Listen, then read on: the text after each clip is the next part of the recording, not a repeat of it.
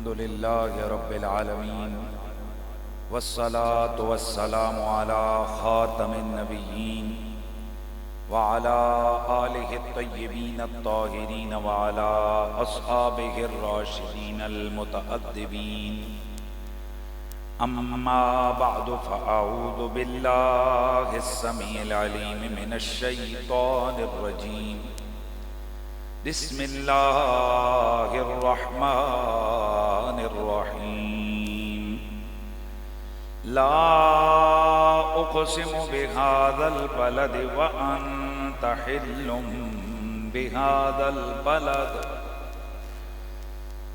إن الله وملائكته يصلون على النبي يا أيها الذين آمنوا صلوا عليه وسلموا تسليما الصلاة والسلام عليك يا سيدي يا رسول الله وعلى آلك وأصحابك يا سيدي یا حبیب اللہ. سب پڑھ لیجئے. الصلاة والسلام علیک یا رحمت للعالمین وعلی آلک واصحابک یا شفیع المذنبین.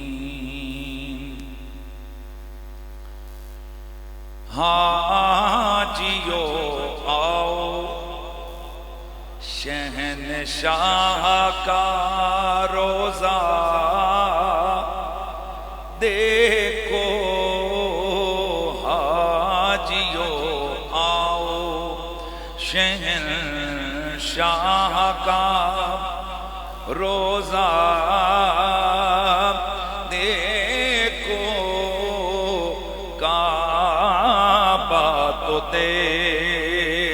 چکے اب کعبے کا کعبہ دیکھو. کعبہ تو دیکھ چکے اب کعبے کا کعبہ دیکھو. آنکھوں سے لگایا غلاف کعبہ کو. خوب آنکھوں سے لگایا غلاف کعبہ کو. قصر محبوب کے پردے کا بھی جلوہ دیکھو.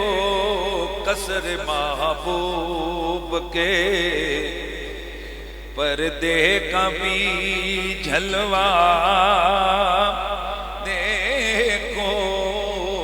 اور آب زمزم آب زمزم تو پیا خوب بجائی پیاسیں. آب زمزم تو پیا خوب بجائی پیاسیں. آؤ جودے شہ کوثر کا بھی دریا دیکھو. آؤ جودے شہ کوثر کا بھی دریا دیکھو. اور زیر میزاب ملے خوب کرم کے چھینٹے. ابر رحمت کا یہاں زور برسنا دیکھو. ابر رحمت کا یہاں زور برسنا دیکھو. غور سے تو سن رضا کعبہ سے آتی ہے صدا، غور سے تو اے غور سے سن تو رضا کعبہ سے آتی ہے صدا، میری آنکھوں سے میرے پیارے کا روزہ دیکھو، میری آنکھوں سے میرے پیارے کا روزہ دیکھو۔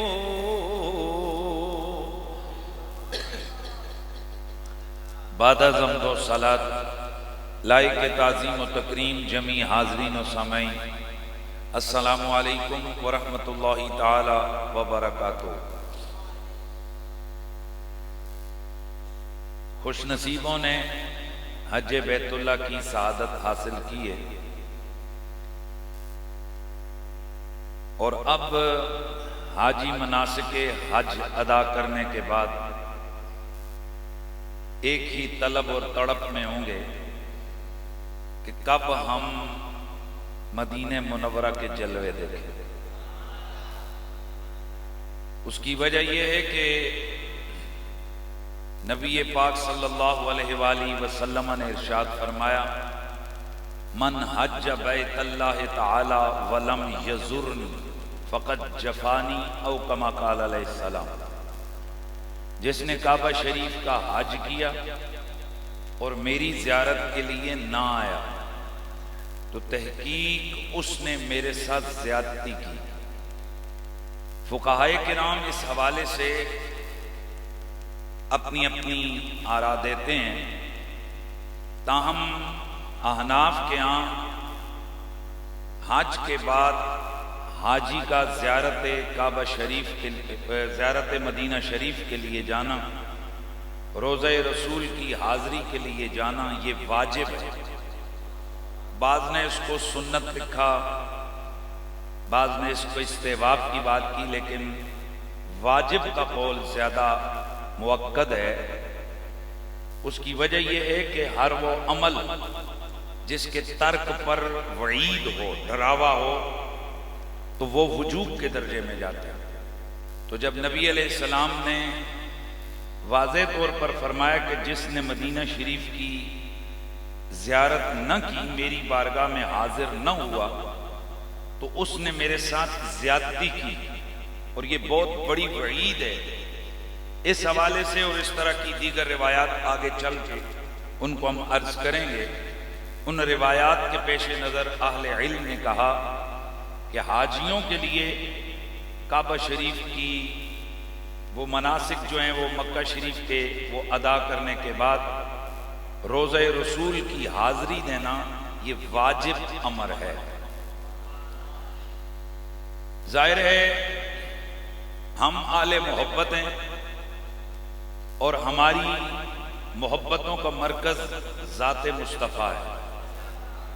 اب یہاں فوراً بعض شرپسند ذہنوں کے اندر یہ تقابل آ جاتا ہے کہ جی آپ کی محبتوں کا مرکز ذات خدا کیوں نہیں ہے، آپ ذات مصطفیٰ کو کیوں محبتوں کا مرکز بناتے ہیں؟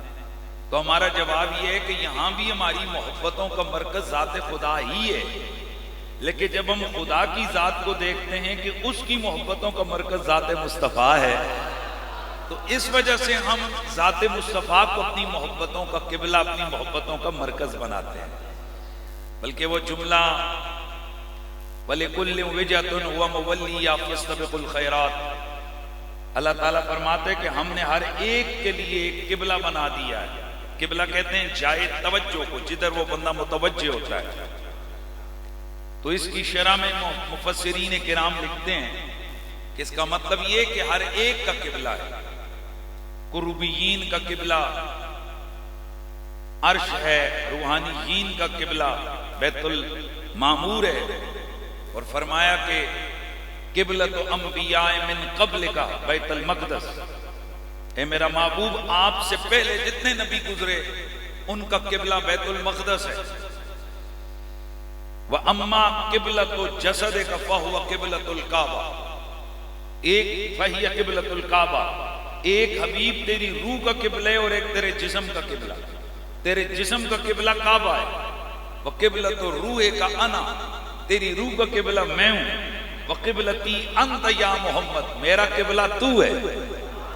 اب یہاں اوئے اللہ کا قبلہ کون ہو سکتے ہے؟ یہاں قبلہ بمانا جائے توجہ ہے، یعنی جدھر توجہ ہو، جدھر نگاہ ہو. اللہ اکبر. قرآن مجید سے اس کا واضح طور پر ہمیں ثبوت ملتا ہے. اللہ تعالیٰ قرآن مجید قرآن رشید میں بڑا واضح فرماتے ہیں کہ بڑا واضح طور پر یہاں ہے کہ درود شریف پڑھ لیجیے.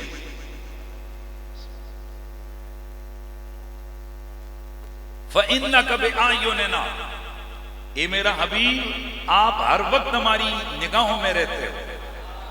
اب دیکھیے نا، حضرت نوح علیہ السلام کو اللہ تعالیٰ نے فرمایا فَاصْنَعِ الْفُلْكَ بِأَعْيُنِنَا، اے نوح آپ کشتی کو بناؤ، جتنی دیر کشتی بن رہی ہوگی ہماری کرم کی نگاہیں تم پہ لگی ہوں گی.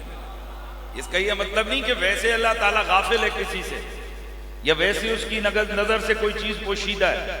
یہاں خصوصی نگاہ محبت مراد ہے. تو حضرت نوح علیہ السلام کی 950 سال عمر ہے جی.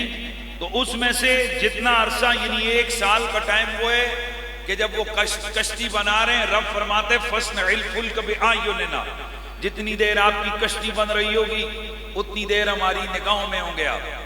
تو یہاں 1 سال کا ٹائم ہے، جب کشتی بن رہی ہے تو آپ ہماری نگاہوں میں. اور محبوب کی باری آئی تو فَإِنَّكَ بِأَعْيُنِنَا، حبیب تو ہر وقت ہماری نگاہوں میں ہے، تو ہر وقت ہماری نگاہوں میں. تو اس حوالے سے نبی مکرم سید کونین صلی اللہ علیہ وآلہ وسلم وہ محبوب کریم ہیں، وہ رب کے بھی محبوب ہیں اور کل جگ کے بھی محبوب ہیں. اور اللہ تعالیٰ نے اپنے نبی کی محبت حضور کی امت سے طلب کی ہے. نہ صرف طلب کیے بلکہ رسول اللہ کی محبت کو اپنی محبت قرار دیا ہے. اور رسول اللہ نے اپنی محبت کو عین ایمان قرار دیا، تکمیل ایمان قرار دیا. فرمائے اس وقت تک ہرگز کوئی بندہ مومن ہو ہی نہیں سکتا جب تک کہ اسے میں جان، مال، اولاد، سب کسی چیز سے زیادہ پیارا نہ ہو جائے. تو اب محبت کا تقاضا یہ ہوتا ہے کہ محبوب کی گلیوں سے بھی پیار ہوتا ہے، محبوب کے خاندان سے بھی پیار ہوتا ہے، محبوب کے دوستوں یاروں سے بھی پیار ہوتا ہے، محبوب کے تعلق داروں سے بھی پیار ہوتا ہے، محبوب کی ہر ادا سے پیار ہوتا ہے. توجہ ہے کہ نہیں؟ قد نرا تقلب وجهك في السماء، محبوب اگر آسمان کی جانب دیکھے ایک ایک ادا، رب کہتے محبوب تو نے یہ جو قبلے کو بدلنے کے لیے، کعبہ شریف کو اپنا قبلہ بنانے کے لیے تو نے یہ جو بار بار نگاہ اٹھا کے اوپر دیکھ رہا ہے نا، ہم نے تیرا یہ نگاہیں اٹھا اٹھا کر دیکھنا قبول کر لیا ہے. فَلَنُوَلِّيَنَّكَ قِبْلَةً تَرْضَاهَا، محبوب ہم اب ضرور تجھے اس قبلے کی طرف پھیر دیں گے جس سے تو راضی ہے، جسے تو پسند کرتا ہے. جسے تو پسند کرتا ہے وہ ہمیں پسند ہے. تو محبت کا تقاضا کیا ہے؟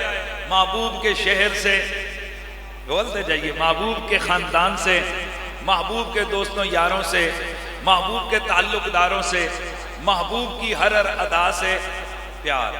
اسی محبت کا انداز یہ ہے کہ اللہ کے رسول نے اپنی امت کو پیار کا تعلق سکھایا کہ کیسے ہے کہ تم اللہ کے گھر میں آؤ اور میرے گھر میں نہ آؤ، تم میرے مدینے کی حاضری نہ دو. اور ویسے بھی اللہ تعالیٰ قرآن مجید میں فرماتا ہے وَلَوْ أَنَّهُمْ إِذْ ظَلَمُوا أَنفُسَهُمْ جَاءُوكَ فَاسْتَغْفَرُوا اللَّهَ وَاسْتَغْفَرَ لَهُمُ الرَّسُولُ لَوَجَدُوا اللَّهَ تَوَّابًا رَحِيمًا. کہ اے محبوب اگر یہ ظلم کر بیٹھے ہیں اپنی جانوں پر تو انہیں چاہیے کہ یہ تیرے پاس آ جائیں اور تیرے پاس آ کر تجھے اپنا سفارشی بنائے، تو ان کی سفارش کرے، ان کے لیے استغفار کرے تو لَوَجَدُوا اللَّهَ تَوَّابًا رَحِيمًا، یہ اپنے رب کو بخشنے والا اور رحم کرنے والا پائیں گے. اب یہاں 2 چیزیں بیان ہوئی ہیں، لَوَجَدُوا اللَّهَ تَوَّابًا رَحِيمًا. توابا بہت زیادہ توبہ قبول کرنے والا. تو جب توبہ قبول ہو گئی، بخشا گیا، تو بات ختم ہو گئی. فرمایا رحیمہ، صرف توبہ ہی قبول نہیں، بخشا ہی نہیں گیا، رحم بھی کروں گا۔ علماء فرماتے ہیں ان دونوں میں فرق کیا ہے؟ فرمایا فرق یہ ہے کہ اگر کسی نے آپ کا قرضہ دینا ہے، آپ اسے بخش دیں، معاف کر دیں، تو یہ ہے توبہ، قبول کرنا، یہ ہے بخشش دینا، بخشش عطا کرنا، تو یہ ہے بخشیش، یہ ہے مغفرت کہ جتنا جس کے ذمے ہے اتنا بخش دیا، یہ ہے مغفرت، یہ ہے کرم، یہ ہے بخشش، یہ ہے بخشیش، اور جتنا قرضہ تھا اتنا اور دے دینا، یہ ہے رحمت اور یہ ہے فضل۔ آئے ہائے، گھر مجرم ہو تم اشکوں سے دھوتے ہوئے آؤ، آؤ درے تواب پہ روتے ہوئے آؤ، آؤ درے تواب پہ روتے ہوئے آؤ۔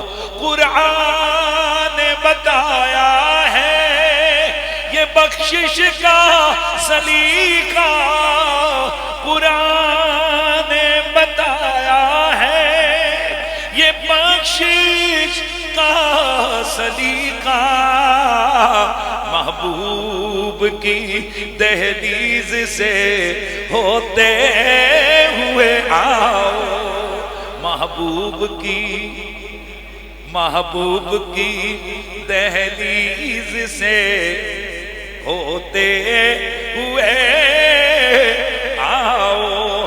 کعبے میں مغفرت ملتی ہے، مدینے میں مغفرت بھی اور رحمت بھی ملتی ہے، اسی لیے تو پھر بریلی کا شاہ احمد رضا حاجیوں کو دعوت دیتا ہے کہ حاجیو آؤ، شہنشاہ کا روزہ دیکھو، کعبہ تو دیکھ چکے اب،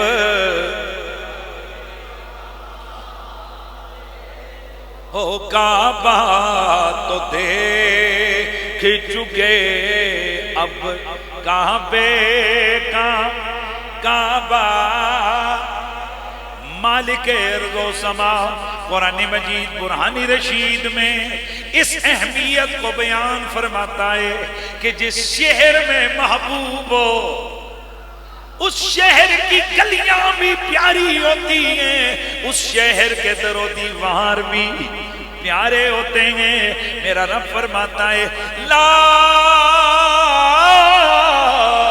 اقسم بهذا البلد وانت حل بهذا البلد، اے میرا محبوب میں اس شہر مکہ کی قسم کھاتا ہوں، وَأَنْتَ حِلٌّ بِهَذَا الْبَلَدِ، اس لیے کہ تو اس شہر کے اندر رہتا ہے، تو اس شہر کا باسی ہے۔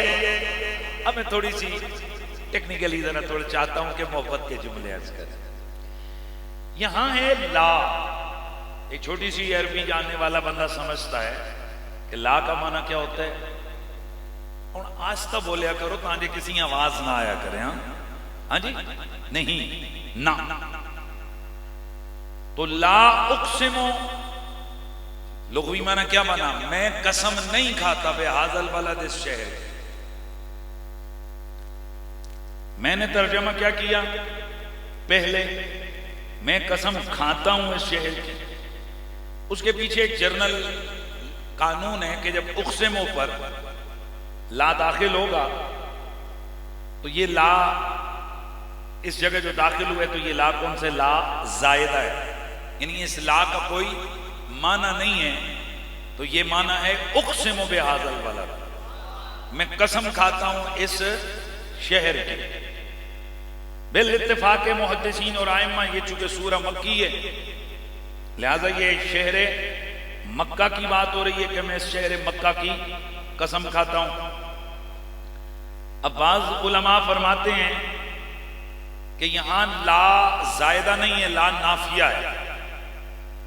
اگر لا نافیہ ہو تو لا کا مطلب ہوگا نہیں، یعنی نفی ہوگی، تو اب تو مطلب ہوگا لا اقسم بہذا البلد، میں اس شہر کی قسم، ہاں بولیے، میں شہر کی قسم نہیں کھاتا۔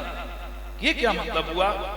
امام قاضی ایاز مالکی رحمت اللہ تعالی علیہ آپ فرماتے ہیں یہ مطلق نہیں ہے کہ میں شہر کی قسم نہیں کھاتا، بلکہ حکم ہے لا اقسم بہذا البلد اذا لم تکن فی بعد خروجک منہ، اے میرے محبوب میں اس شہر کی قسمیں تب کھانا چھوڑ دوں گا جب آپ یہاں سے چلے جائیں گے۔ جب آپ یہاں سے چلے جائیں گے تو ہم بھی اس شہر کی قسمیں اٹھانا چھوڑ دیں گے۔ اس شہر کی قسم اس لیے اٹھاتے ہیں وَأَنْتَ حِلٌّ بِهَذَا الْبَلَدِ کہ آپ کا ایڈریس اور آپ کا پتہ یہ شہر مکہ ہے۔ مکان کی جو عزت ہوتی ہے وہ مکین کی وجہ سے ہوتی ہے۔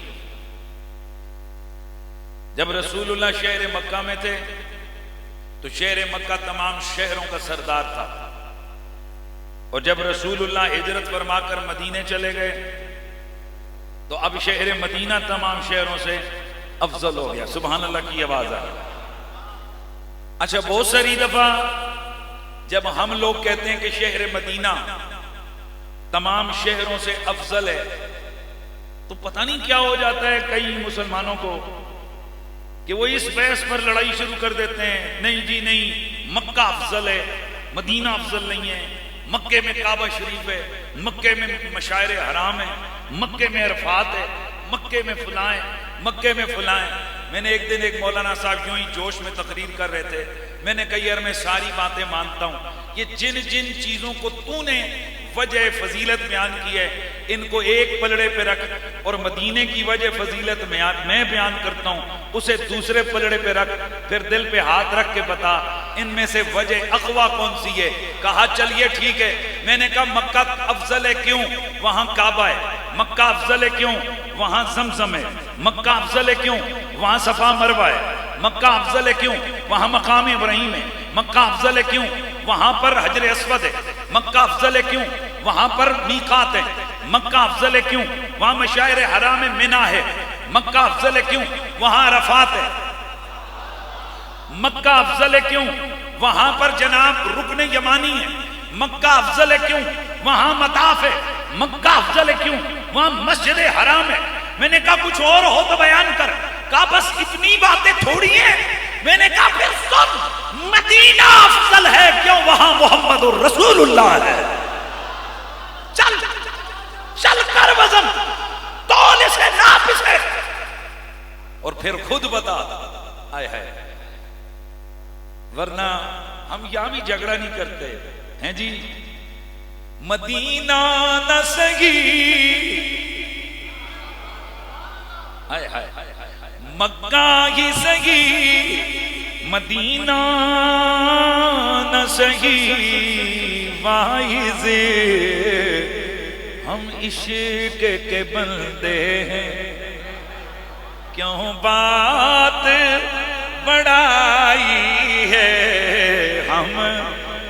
او بھائی یہاں کہ نہیں عقل پہ نہیں، ان چیزوں کا تعلق نقل سے ہے، نقل جناؤ نقل دلیل سے ہے، قرآن و سنت سے ہے۔ کہا کمان آئیے، عقل سے بھی ثابت کریں گے، نقل سے بھی ثابت کریں گے کہ جس شہر میں میرے مصطفیٰ ہیں اب وہ شہر پوری کائنات کے شہروں سے افضل ہے۔ سبحان اللہ کی آواز آج۔ حضرت سیدنا ابو ہریرہ سے مروی حدیث ہے، مستدرک علی الصحیحین حدیث نمبر 4261، انٹرنیشنل نمبرنگ کے مطابق 4261 نمبر حدیث، کشف الخفال الجلونی، نیل الاوتار کے اندر امام شوکانی اور دیگر حدیث سیرت تاریخ کی کتابوں میں یہ روایت موجود ہے۔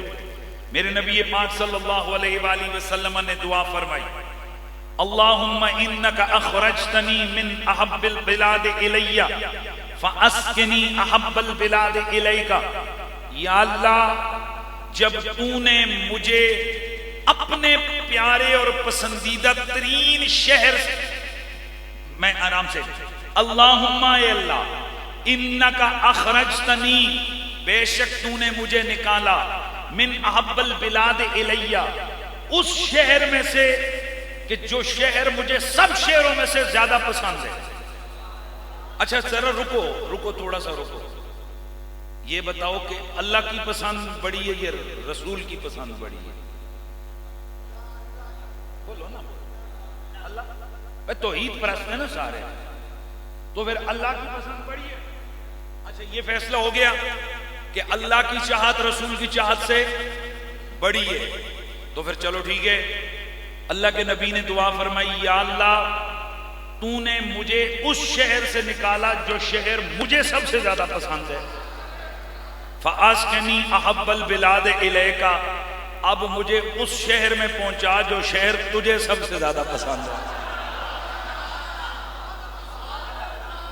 بھئی آئیے ایسی بھی آ جائیے نا، یا اللہ مجھے تو نے اس شہر سے نکالا جو شہر مجھے سب سے زیادہ پسند ہے، تو مجھے اس شہر میں پہنچا جو شہر، یار یہ جو توحید کرنے والے ہیں ان سے یہ پوچھو کہ واقعی اگر تم اللہ تعالیٰ کی ذات سے محبت کرتے ہو پھر تو تمہیں ہر وقت مدینہ مدینہ کرنا چاہیے، کیونکہ نبی کی یہ حدیث بتا رہی ہے کہ رسول اللہ صلی اللہ علیہ وسلم کو مکہ سب سے زیادہ پسند ہے اور اللہ تعالیٰ کو بھئی بولیے مدینہ سب سے زیادہ پسند ہے۔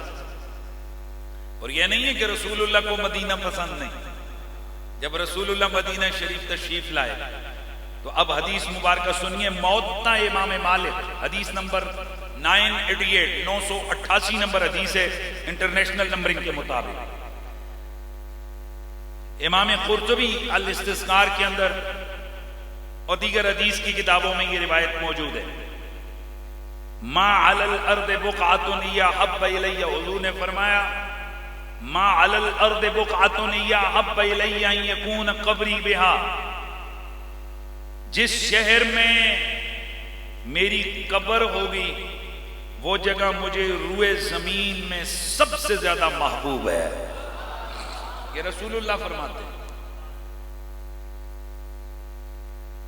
اور حضرت انس رضی اللہ تعالیٰ عنہ آپ سے مروی ہوئی یہ روایت ہے جسے امام بخاری نے روایت کیا، حدیث نمبر 1708، امام ترمذی بھی اس حدیث کو لے کر آئے، امام احمد بن حنبل اپنی مسند میں، امام ابو یعلا اپنی مسند میں، امام بہقی سنن بہقی کے اندر یہ حدیث لے کر آئے۔ اب دیکھ لیجئے کتنی پاورفل روایت ہے، حضرت انس اس حدیث کے راوی ہیں اور حکم کے لحاظ سے یہ بالکل سولانے پرفیکٹ اور صحیح حدیث ہے۔ نبی علیہ السلام کے صحابی حضرت انس فرماتے ہیں، کان رسول اللہ اذا قدم من سفر فابصر جدرات المدینہ، جب رسول اللہ کسی سفر سے واپس تشریف لاتے تو آپ کو جب مدینے کے در و دیوار نظر آتے تَأَوْضَعَ نَاقَتَهُ وَإِنْ كَانَتْ دَابَّةً حَرَّكَهَا، اللہ کے رسول اگر گھوڑے پہ سوار ہوتے تو گھوڑے کی لگام کو چھوڑ دیتے، اور آپ کو معلوم ہے کہ گھوڑے کی لگام کو چھوڑنے کا مطلب ہے کہ ایک گھوڑے جتنا دوڑ سکتا ہے دوڑ، اور اگر کسی چوپائے پر یعنی اونٹ وغیرہ پر ہوتے یا کسی اور سواری دراز گوش وغیرہ پر تو اس کو حرکت دیتے یعنی اس کو دوڑا دیتے۔ کیوں؟ یعنی میرے حضور جب مدینے کو دیکھتے تو مدینہ اتنا پیارا تھا میرے نبی کو کہ رسول اللہ دوڑا دیتے سواری کو تاکہ جلد از جلد میں شہر مدینہ میں داخل ہو جائے۔ بات ویسے ہی ہمیں بحث نہیں کرنی ہے لیکن چونکہ شروع ہی ہے تو پھر آپ کو پتہ ہے کہ تحقیق کے ساتھ تھوڑا بہت ہمارا بھی تو تعلق ہے، ہم بھی تو اسی میدان کے تھوڑا تھوڑا چلنے والے لوگ ہیں، مسافر ہیں، تو پھر آئیے ہم صحیح روایت سے لے آتے ہیں۔ امام طبرانی آپ حدیث مبارکہ لے کر آئیں 4450، طبرانی کبیر یعنی الاوسط، طبرانی امام طبرانی کی 3 کتابیں ہیں، معجم الاوسط، معجم الکبیر اور معجم الصغیر۔ یہ روایت معجم الکبیر کی ہے۔ امام بخاری تاریخ البخاری کے اندر یہ حدیث لے کر آئے، 476 نمبر روایت ہے۔ مجمع الزوائد میں امام حیثمی اور کنز العمال میں علامہ ہندی اور امام دارقطنی اس کو لے کر آئے ہیں، اور اس کے علاوہ دیگر 20 حدیث اور سیرت و تاریخ کی کتابوں میں یہ روایت موجود ہے۔ نبی پاک صلی اللہ علیہ وآلہ وسلم نے فرمایا المدینۃ خیر من مکہ، مدینہ مکے سے بہتر ہے، مدینہ مکے سے بہتر ہے۔ اب یہاں ایک ٹیکنیکلی اور علمی بحث، انشاءاللہ آج آپ کو مزہ آئے گا اس بحث کے حوالے سے۔ علمی بحث یہاں پر چھیڑی جاتی ہے کہ جی مدینہ کیسے افضل ہو سکتا ہے مکہ سے، حالانکہ مکہ شریف میں مسجد حرام ہے جہاں پر ایک نماز کا ثواب 1 لاکھ کے برابر ہے، اور مدینے کی مسجد میں جب نماز پڑھو تو 50,000 نماز کا ثواب ہے۔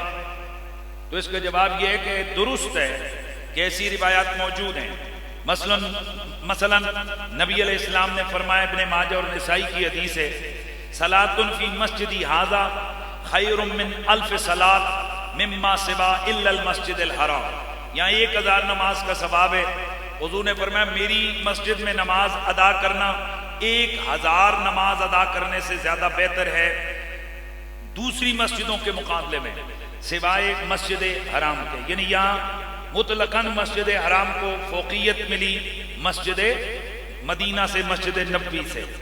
اگلی حدیث ابن ماجہ ہی کی ہے، حضرت جابر رضی اللہ تعالیٰ عنہ، وہ اس میں تھوڑا سا اضافہ ہے، اس میں یہ روایت ہے کہ مسجد حرام میں 1 نماز دوسری مسجدوں کی 1,00,000 نماز سے افضل ہے۔ یہ ایک فگر آ گیا، مسجد حرام کی 1 نماز دوسری مسجدوں کی 1,00,000 نماز سے افضل ہے۔ اب تیسری حدیث یہ بھی ابن ماجہ ہی نے، امام ابن ماجہ اسی باب میں حضرت انس سے یہ روایت لے کر آئے کہ نبی علیہ السلام نے فرمایا مسجد اقصی میں 1 نماز 50,000 نمازوں کے برابر ہے، میری مسجد میں 50,000 اور مسجد حرام میں 1 نماز 1,00,000 نماز کے برابر ہے۔ اب طبرانی شریف کی ایک اور حدیث ہے، اس کے اندر روایت ہے نبی علیہ السلام نے فرمایا میری مسجد میں 1 نماز 10,000 نمازوں کے برابر ہے۔ اب جب ان ساری روایتوں کو جمع کریں تو 3 فگر ملے، حضور کی مسجد میں نماز 1,000، حضور کی مسجد میں نماز 10,000 اور حضور کی مسجد میں نماز 50,000، یعنی 50,000 نمازیں۔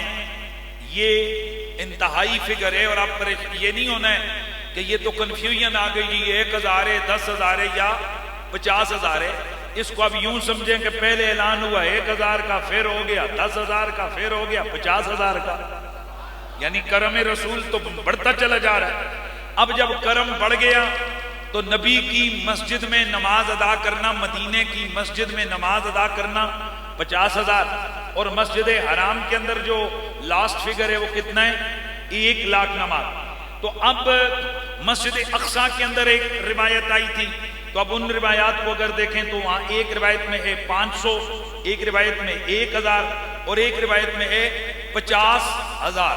اب یہاں ان روایات کو اگر ہم سامنے رکھتے ہیں تو مسجد اقصی اور مسجد نبوی کی نمازیں برابر یہاں ان روایات کے پیش نظر لگ رہی ہیں، سمجھ رہے ہیں؟ اور مسجد اقصی کی جو نماز ہے وہ مسجد حرام کی جو نماز ہے وہ کتنی ہے 1,00,000۔ اچھا جی، اب یہ دیکھنا یہ کہ پھر 50,000 50,000 اور 1,00,000، تو یہ تو سیدھا سا فگر آ گیا، سیدھی سی بات آ گئی کہ پھر جناب مکہ شریف کیا ہے افضل ہے، کس سے؟ مدینہ شریف سے۔ مولا علی قاری رحمۃ اللہ تعالی علیہ آپ نے تھوڑا سا اضافہ کیا، آپ فرماتے ہیں یہ مکے اور مدینے کا جو مسئلہ ہے یہ صرف نمازوں کا نہیں ہے، ہر نیکی کا بھی ہے۔ یعنی یہ نمازیں تو ایگزامپل بیان ہوئی ہیں، نیکیوں میں سب سے بڑی نیکی، اعمال میں سب سے بڑا عمل چونکہ نماز ہے، اس لیے نماز کو بطور تمثیل کے ذکر کیا ہے، مگر نہ ہر نیکی جو مسجد نبوی میں یعنی مدینۃ الحرام میں، مدینۃ المکرمہ میں جو ایک نیکی کی جائے وہ 50,000، اور مکہ مکرمہ میں ایک نیکی 1,00,000۔ اسی طرح امام حسن بصری رحمۃ اللہ تعالی علیہ آپ بھی یہی فرماتے ہیں کہ یہ نیکیوں کا معاملہ یہ صرف نماز کے ساتھ نہیں ہے، بلکہ یہ نیکی اور روزہ، جو بھی نیکی ہے، روزہ ہے، صدقہ ہے، خیرات ہے، یہ دیگر عبادتیں، ہر عبادت جو مکے میں کی جائے وہ ایک نیکی کے مقابلے میں کتنا؟ 1,00,000۔ ماشاءاللہ۔ تو اب یہاں پر یہ فگر کنفرم ہو گیا، یہ کلیئر ہو گیا کہ مسجد حرام یا راؤنڈ اباؤٹ یعنی شہر مکہ میں حرم شریف کی حدود میں ایک نیکی کتنی؟ 1,00,000 کی، اور مدینہ شریف میں ایک نیکی کتنی؟ 50,000۔ یہ لاسٹ فگر ہے۔ لیکن جس وقت ہم بخاری مسلم اور دیگر حدیثوں کو یہاں انشاءاللہ جب ہم ان کو یہاں بیان کریں گے تو پھر ذرا دیکھیے گا تعداد کہاں جا رہی ہے۔ سبحان اللہ کی۔ آئیے نبی پاک صلی اللہ علیہ وآلہ وسلم کی حدیث ہے، حضرت انس بن مالک اس حدیث کے راوی ہیں، بخاری اور مسلم میں یہ روایت ہے۔ میرے نبی پاک صلی اللہ علیہ وسلم نے دعا فرمائی، اللہم اجعل بالمدینہ ضعف ما جعلت بمکہ من البرکہ۔ یا اللہ جتنی برکت تو نے مکے میں رکھی ہے، مکے کے مقابلے میں میرے مدینے میں 2 گنا زیادہ برکت عطا فرما۔ بھئی توجہ ہے ذرا، سبحان اللہ کی آواز ذرا کم آئی ہے۔ یا اللہ مکے میں جو برکت تو عطا فرماتا ہے اس کے مقابلے میں مدینے میں 2 گنا برکت عطا فرما۔ ضعف 2 ضعف میں 2 گنا، میں آگے چل کے اس پہ بات کرتا ہوں کہ ضعف اور 2 ضعف اس کا کیا مطلب ہے۔ ضعف ہے 2 گنا، 2 گنا، یا اللہ مجھے زیادہ برکت عطا فرما۔ اب یہ دعا کس کی ہے؟ آہستہ بولے ہو، رسول اللہ کی دعا ہے، اور میرا نبی فرماتے ہیں اللہ نے کبھی میری دعا کو رد کیا ہی نہیں ہے۔ اور دوسری روایت میں کہ اللہ کے نبی کی دعا کو اللہ تعالیٰ کبھی رد نہیں کرتا۔ اسی لیے پھر امام اہل سنت امام احمد رضا آپ حضور کی دعا کی بابت کیا فرماتے ہیں کہ اجابت نے جھک کر گلے سے لگایا، اجابت نے جھک کر گلے سے لگایا، بڑی ناز سے جب دعائے محمد، او بڑی ناز سے جب دعائے محمد، اجابت کا صحرا عنایت کا جوڑا۔ یہاں استعارہ استعمال ہو رہا ہے، اجابت کا صحرا عنایت کا جوڑا، اور دلہن بن کے نکلی دعائے محمد، دلہن بن کے نکلی، دلہن بن کے نکلی دعائے محمد۔ اور پھر مشہور زمانہ ہر سنی کے دل کی دھڑکن وہ شعر کیا ہے کہ خدا کی رضا چاہتے ہیں دو عالم، خدا کی رضا چاہتے ہیں دو عالم، خدا کی رضا چاہتے ہیں دو عالم، خدا چاہتا ہے رضا محمد، خدا چاہتا ہے رضا محمد۔ دلہن بن کے نکلی دعائے محمد، اجابت نے جھک کر گلے سے لگایا، بڑی ناز سے جب دعائے محمد، میرے سونے پیارے نبی سید المرسلین صلی اللہ علیہ وآلہ وسلم کی اس حدیث سے، اس دعا سے پتہ چلا مدینے میں مکے کے مقابلے میں برکت. یہاں آئیے 2 ضعف ہے. کیا لفظ بولا؟ 2 ضعف.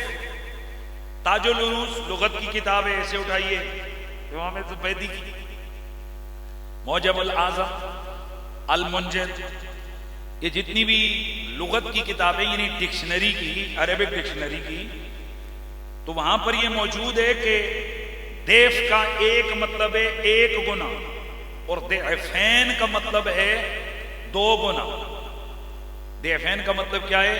2 گنا. بل جائز فی کلام العرب ان یقال لک ضعفہ یریدون مثلہ وثلاثۃ امثالہ. یعنی عربی لغت میں 2 ضعف کا مطلب ثلاث یعنی تگنا معنی کرنا بھی درست ہے. سبحان اللہ کی آواز ہے. کتنا معنی کرنا؟ تو اب 1 لاکھ ہو گیا تو 1 لاکھ کا 1 گنا آ گیا 2 لاکھ اور 2 گنا آ گیا 3 لاکھ. اب حدیث بتا رہی ہے مکے میں خیر 1 لاکھ ہے تو مدینے میں خیر 3 لاکھ. بھائی سبحان اللہ کی آواز ہے. مکے میں برکت 1 لاکھ ہے تو مدینے میں برکت 3 لاکھ ہے. اب یہ لفظ برکت اور خیر کی بات ہوئی. امام قاضی عیاض مالکی رحمت اللہ تعالی علیہ آپ فرماتے ہیں کہ یہاں برکت سے صرف مراد کوئی تھوڑی سی کھانے پینے کی برکت نہیں ہے بلکہ عام ہے، دینی ہو یا دنیاوی ہو، دینی ہو یا دنیاوی ہو. اور دینی اور اخروی جو برکت ہوتی ہے وہ کیا ہوتا ہے؟ ثواب ہوتا ہے. تو اب دعائے رسول سے یہ بات ثابت ہو گیا کہ اگر مکے میں کسی چیز کا 1 لاکھ ثواب ملتا ہے تو مدینے میں اسی چیز کا 3 لاکھ ثواب ملتا ہے. اگر مکے میں نماز کا 1 لاکھ ثواب ہے تو مدینے میں اسی نماز کا، بولتے جائیے، 3 لاکھ ثواب ہے. اعلیٰ حضرت امام اہل سنت امام احمد رضا فاضل بریلوی رحمۃ اللہ تعالی نے ملفوظات میں فرمایا کہ مکہ میں 1 نیکی لاکھ یوں ہی. تھوڑا سا ایک اور معاملہ کریں. مکے میں ایک اور معاملہ ہے اور مدینے کا ایک اور کمال ہے. بعض علماء نے لکھا ہے کہ مکے میں صرف نیکی کا ریشو ہی نہیں ہے، کٹوتی بھی اسی ریشو سے ہے. اگر گناہ کرو گے تو وہ بھی حرم میں 1 گناہ 1 نہیں ہوگا، 1 لاکھ پلے پڑے گا. اس کا مطلب ہے مہنگائی بڑی ہے. اگر کمائی بہت ہے تو کٹوتی بھی بڑی تگڑی ہے صاحب. 1 نیکی کرو گے تو 1 لاکھ ملے گی اور اگر 1 گناہ کرو گے تو کٹوتی بھی تو مکے میں کتنی ہوگی؟ 1 لاکھ ہوگی. ہائے فرمائے مدینہ، آہستہ جملہ، آہستہ سبحان اللہ کی صدا آئے گی، نہیں بولوں گا، نہیں جملہ دوں گا. فرمائے مدینہ کا، مدینے میں تھوڑا سا فرق ہے. نیکی تو آ گئی ابھی جیسے بتایا 3 لاکھ، یہ تو آ گئی 3 لاکھ، لیکن جو کٹوتی ہے نا، کٹوتی وہ کچھ بھی نہیں ہے، وہ نارمل گناہ اتنا جتنا یہاں والا ہے، لیکن ثواب مکے سے بھی 3 گنا زیادہ. تو یہ ہے میرے حضور کا مدینہ. آئے ہائے ہائے آئے سبحان اللہ کی آواز ہے. یہ ہے میرے حضور کا مدینہ.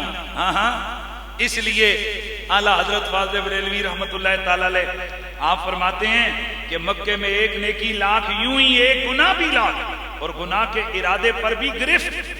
ویسے کہیں اور گناہ کے ارادے پہ گرفت نہیں، لیکن مکے میں اگر گناہ کا ارادہ بھی کرو گے اس پر بھی گرفت ہے کہ کس شہر میں آ کر گناہ کا ارادہ کر رہا ہے. لیکن مدینے میں نیکی کے ارادے پر ثواب، مگر گناہ کے ارادے پر کچھ نہیں. اور اگر گناہ کرے تو 1 ہی، اور نیکی کرے تو 50,000. اور یہی دلیل دے کر جو ابھی میں نے دی ہے، اعلیٰ حضرت فرماتے ہیں صرف 50,000 نہیں بلکہ 3 لاکھ، کیونکہ المدینہ خیر من مکہ، اللہ کے نبی کی حدیث ہے مدینہ مکے سے بہتر ہے.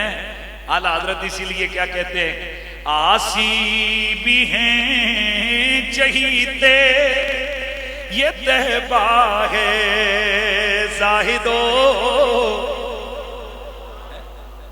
باقی کسی بھی شہر میں جاؤ تو کرمنلز کو کوئی منہ نہیں لگاتا. آسی بھی ہیں چہیتے یہ طیبہ ہے زاہدو. مکہ نہیں کہ جانچ جہاں خیر و شر کی ہے. مکہ نہیں کہ جانچ جہاں خیر و شر کی ہے. یہ میرے نبی کا مدینہ ہے، یہ مدینہ منورہ ہے، یہ مدینہ طیبہ ہے. دوستان گرامی، یہ مدینہ وہ کون سا شہر ہے، یہ کون سا در ہے کہ جس کی بابت میرے رب کا قرآن کہتا ہے اگر جرم کیے ہوئے ہیں تو یہاں جاؤ، میرے یار کی دعا تمہاری دعاؤں کے شامل ہو جائے، میرے حبیب کا استغفار تمہاری استغفار کا ساتھی بن جائے تو لوجد اللہ کا تواب الرحیم، اللہ تعالیٰ کو توبہ قبول کرنے والا اور رحم کرنے والا پاؤ گے. تو اسی لیے پھر مدینے کی عاشق ہر وقت مدینہ مدینہ مدینہ کی صدا لگاتے ہیں اور تڑپ تڑپ کے کہتے ہیں کہ مدینہ مدینہ ہمارا، مدینہ مدینہ مدینہ ہمارا، مدینہ ہمیں جان و دل سے ہے پیارا، مدینہ ہمیں جان و دل سے ہے پیارا، مدینہ. سبھی عاشق مصطفیٰ کے لگے گے ہر عاشق کی آنکھوں کا تارا، مدینہ ہر عاشق کی آنکھوں کا تارا، مدینہ. آواز آئے، مدینہ مدینہ ہمارا، مدینہ مدینہ مدینہ ہمارا، مدینہ ہمیں جان و دل سے پیارا. یہ تو بات آ گئی نا شہر مدینہ کی. کس کی بات آ گئی؟ بڑی زبردست بات ہے یہ فضائل مدینہ شریف میں. جذب القلوب الی دیار المحبوب یہ کتاب لکھی ہے حضرت شاہ عبدالحق محدث دہلوی رحمۃ اللہ تعالی علیہ. انہوں نے وہاں بڑی زبردست چیزیں لکھی ہیں، اور اگر کسی نے مدینہ شریف کے احوال کے حوالے سے کتاب پڑھنی ہو تو سب سے بڑی اور مضبوط کتاب امام سمہودی رحمۃ اللہ تعالی علیہ کی کتاب ہے وفاء الوفا. کیا ہے؟ بولیے. وفاء الوفا. آج کل اس کی اردو ٹرانسلیشن بھی مل جاتی ہے. خیر اب تو یہ پی ڈی ایف میں بھی آپ کو اویلیبل ہوگی نیٹ پہ، آپ اس کو پڑھیں، مزہ آ جائے گا آپ کو کہ میرے سرکار کے شہر کی کیا عظمت اور شان ہے. اب ایک تو آگے نا معاملہ مدینہ شریف کا، تو اس میں تو چلو باس ہے کہ مکہ شہر افضل ہے یا مدینہ شہر افضل ہے، لیکن ایک پوائنٹ ایسے جس میں کوئی باس نہیں ہے، اور وہ باس یہ ہے کہ وہ بقعہ مبارکہ جہاں رسول اللہ مدفون ہے، یعنی میرے حضور جہاں آج اس وقت آرام فرما ہے، میرے نبی کا روزہ، پوری امت مسلمہ کے جمیع علماء کا یہ نظریہ اور عقیدہ ہے کہ وہ جو ٹکڑے زمین ہے وہ ٹکڑے زمین کعبے سے بھی افضل ہے. سبحان اللہ کی آواز آیا. وہ ٹکڑے زمین، کیونکہ اگر کعبہ افضل ہوتا ہے اس سے تو پھر اللہ تعالیٰ نے وعدہ تو کیا کیا ہوئے، محبوب کو کم تر نہیں دے گا، اعلیٰ تر دے گا، وَلَلْآخِرَةُ خَيْرٌ لَكَ مِنَ الْأُولَىٰ۔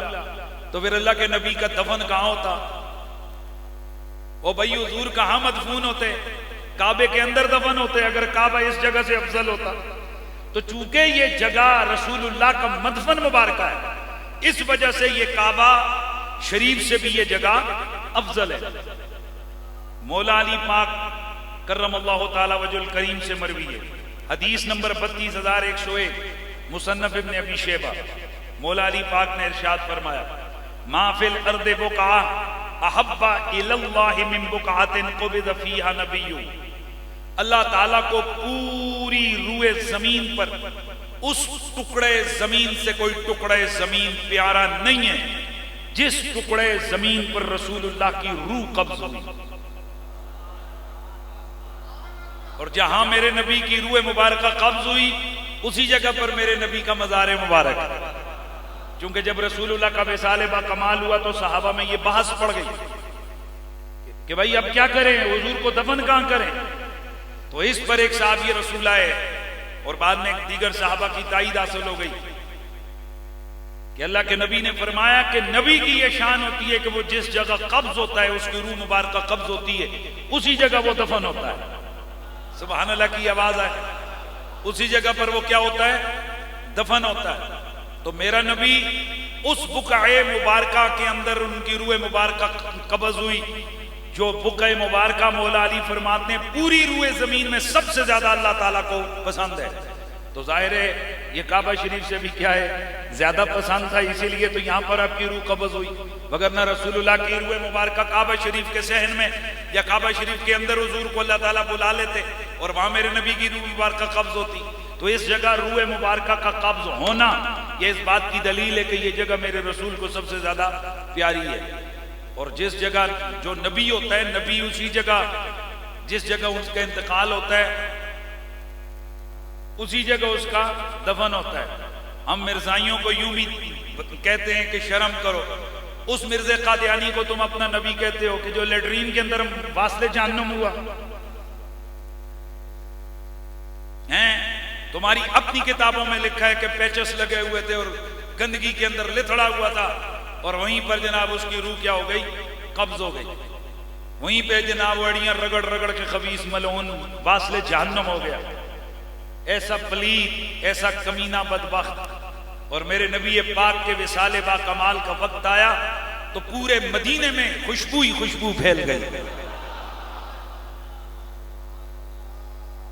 علامہ طیبی اور کئی دیگر محدثین بزرگ علماء نے لکھا ہے کہ جس وقت رسول اللہ کی روح مبارکہ قبض ہوئی تو پورے مدینے میں خوشبو پھیلی۔ اور بخاری شریف کے اندر حدیث کے لفظ موجود ہیں، حضرت ابوبکر صدیق نے آ کر قسم کھائی، عرض کی یا رسول اللہ آپ ظاہری حیات میں بھی پاکیزہ تھے اور بعد از وصال بھی پاکیزہ ہے۔ حضرت ام سلمہ نے اس گھڑی میرے نبی پاک کے سینے اطہر پہ ہاتھ رکھا، فرماتی ہیں فمر بی جمع، کئی سال بیت گئے، لم یذهب ریح المسک من یدیا، اللہ کی قسم آکل بیا واتوضؤ بیا، میں اس ہاتھ سے کھانا بھی کھاتی رہی، وضو بھی کرتی رہی۔ ظاہر ہاتھوں سے کتنے کام بندہ کرتا ہے۔ فرماتی ہیں سال گزر گئے لیکن آج تک وہ جو ہاتھ میں نے صدر رسول پر سینے مطہرہ پر رکھا تھا اس ہاتھ سے میرے کستوری کی خوشبو مہکی تھی، وہ خوشبو ابھی تک ختم نہیں ہوئی۔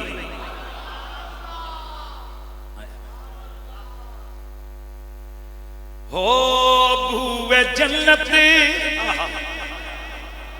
بوئے جنت میں ایسی خوشبو کہاں جیسی خوشبو نبی کے پسینے میں ہے۔ بوئے جنت، بوئے جنت میں ایسی خوشبو کہاں جیسی خوشبو نبی کے پسینے میں ہے۔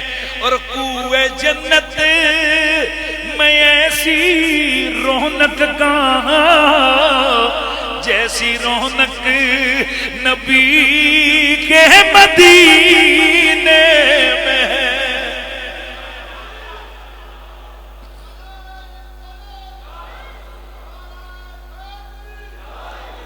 میرا دل کرتا ہے، وقت ہو گیا، پر میرا دل کرتا ہے کہ ذرا اس کو ایک دفعہ دل سے نہ آواز لگا کے پڑھ لو۔ کوئے جنت میں ایسی رونق کہاں جیسی رونق نبی کے مدینے میں ہے، اور گلے ہائے ہائے بوئے جنت میں ایسی خوشبو کہاں، بوئے جنت میں ایسی خوشبو کہاں جیسی خوشبو نبی کے پسینے میں ہے، جیسی خوشبو نبی کے۔ امام قسطلانی، وقت ہو گیا، ان ٹاپک کو کلوز کرتا ہوں، اس جملے کو پورا کر لوں۔ امام قسطلانی مواہب اللدنیہ میں فرماتے ہیں وَاجْمَعُوا عَلَىٰ أَنَّ الْمَوْضِعَ الَّذِي ذَمَّ أَدَاءُ الشَّرِيفَ أَفْضَلُ بُقَاعِ الْأَرْضِ حَتَّى مَوْضِعَ الْكَعْبَةِ۔ تصریح کر دی امام قسطلانی نے، فرماتے ہیں اس بات پر اہل علم کا اجماع ہے کہ وہ جگہ جس جگہ کے ساتھ حضور کے اعضاء مس ہیں، یعنی قبر اطہر والی جگہ، آپ فرماتے ہیں یہ کل روئے زمین کی تمام جگہوں سے افضل، حتیٰ کہ کعبے سے بھی افضل ہے۔ امام تاج الدین سبکی کے حوالے سے امام سمغودی وفاء الوفا میں لکھتے ہیں کہ ان تلک البقاع افضل من العرش۔ ہیلو توجہ ہے، فرماتے ہیں کہ صرف زمین نہیں، آسمان اور جنت بھی کوئی ایسی جگہ نہیں ہے کہ جو جگہ حضور کے اس مدفن مقدسہ سے افضل ہو، حتیٰ کہ خدا کے عرش سے بھی یہ ٹکڑا افضل ہے۔ ہائے ہائے یہ کیا کہہ دیا، ٹھیک کہہ دیا، اونچا بولو۔ اللہ کے بندو، اللہ تعالیٰ کئیوں کے ذہن میں جی اللہ عرش پر ہے، اللہ کسی جگہ کا مقید نہیں ہے، یہ مصطفیٰ ہیں جن کے ہیں یہ مقام، وہ خدا ہے جس کا مکان نہیں، اللہ کسی مکان کا مکین نہیں ہے۔ اگر یہ زمین والی یہ جگہ عرش سے افضل نہ ہوتی تو رسول اللہ عرش سے واپس نہ آتے، رسول اللہ زمین پر واپس نہ آتے۔ یہ تو اسی طرح کہ کسی کو اعلیٰ چیز دے کے اس کو لوٹا دیا جائے ادنا کی طرف، تو وہ بھی حیران ہوتا، کہتے جی پچھلے باری تے تسی مینوں لاکھ دیتا سی، ہن 50,000 تے آ گئے ہو۔ یہ تو عام بندہ بھی اچھی نہیں سمجھتا اس بات کو کہ مجھے اعلیٰ محل میں لے جا کر پھر چھوٹے مکان میں لایا جائے۔ تو اللہ کا رسول جن کے لیے قانون مقرر ہے، محبوبہ دن گزریں گے تیری شان گھٹے گی نہیں بڑھے گی۔ تو رب کے عرش پہ تو حضور جلوہ گر ہوئے تھے، تو پھر وہاں سے واپس آئے، اس کا مطلب یہ ہے کہ عرش سے واپسی اسی لیے ہوئی ہے کہ کوئی ایسا مکان ہے جو اس سے بھی۔ اچھا بسم اللہ، سارے ذرا حاضر ہو۔ نہیں جی اتنے تحلیل بسم اللہ نہیں تو تقریر میں مقاصد تو جمعہ ہو سی نا، ہاں اللہ دے بندے ویسے تو نہیں ہیں بھائی، سارے حاضر ہو۔ اور میں کوئی بہت بڑا جملہ محبت والا تھے من لگا، سارے حاضر ہو۔ اچھا تو روضہ اطہر کعبے سے افضل، جنت سے افضل، زمینوں سے افضل، آسمانوں سے افضل، کرسی سے افضل، عرش سے افضل۔ کون سا مقام؟ وہ مقام کہ جس مقام میں رسول اللہ آج آرام فرما ہیں۔ حضرات توجہ فرمائیے، ان لوگوں کے منہ پر ایک ہلکا سا زناٹے دار تھپڑ جنہیں ابھی تک شان ابو بکر و عمر سمجھ نہیں آئی، اور تمہیں حیا نہیں چاہیے۔ آج جس مقام پر اجماع امت ہے کہ وہ مقام جنت سے افضل ہے، زمینوں سے افضل ہے، آسمانوں سے افضل ہے، عرش